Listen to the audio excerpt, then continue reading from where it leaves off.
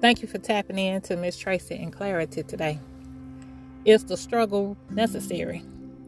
It sure is. Why? Because it's part of your spiritual growth. Is the struggle supposed to last always? Hell no.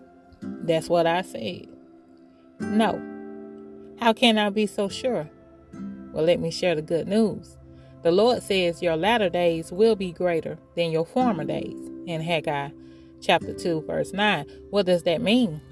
There will be a day the struggle gets left behind if we'll do what God asks us to do, how He asked us to do it. There is a covenant here.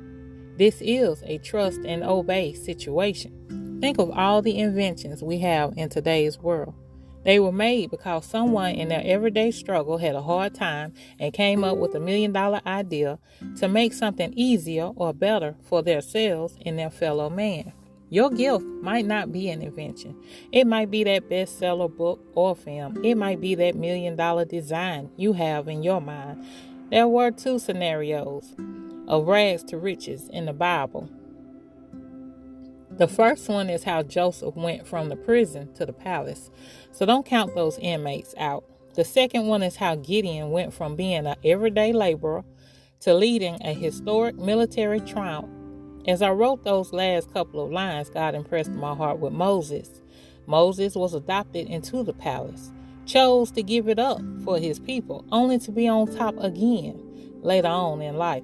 Moses proves there is redemption after murder. It's not about how you start. It's about how you finish. My 19-year-old daughter came to me asking me about my thoughts and feelings about Tyler Perry's film, Acrimony. I just laughed because let's keep it real. Homegirl did hang in there with that man for 20 years. I told my daughter, that's not chump change. That's why he came and blessed her with that chick. But she went off the rails because she felt like the new chick was in the lane she should have had in the first place. That's a complicated case, indeed.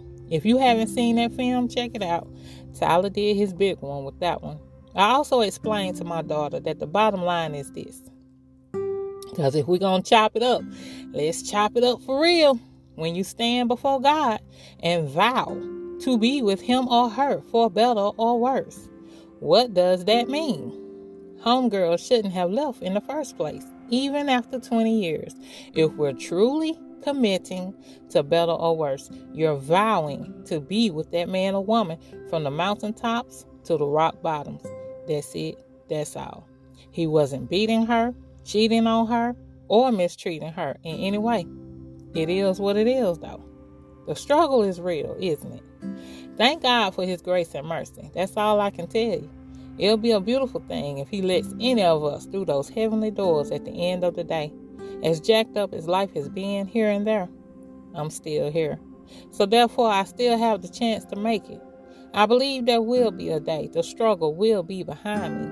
It's getting easier now because those children of mine are grown now. They got to get into it themselves now. Yet I know and believe God got greater things in store for me and mine, and that's why I continue to press on like I do. God didn't and hasn't kept me like He has just to live a mediocre life. I don't believe it. And if that make me high-minded, then charge me. If you have any comments about today's episode, you can contact me at uniquelyt77@gmail.com. That's UNIQUELYTEE 77@gmail.com. Godspeed.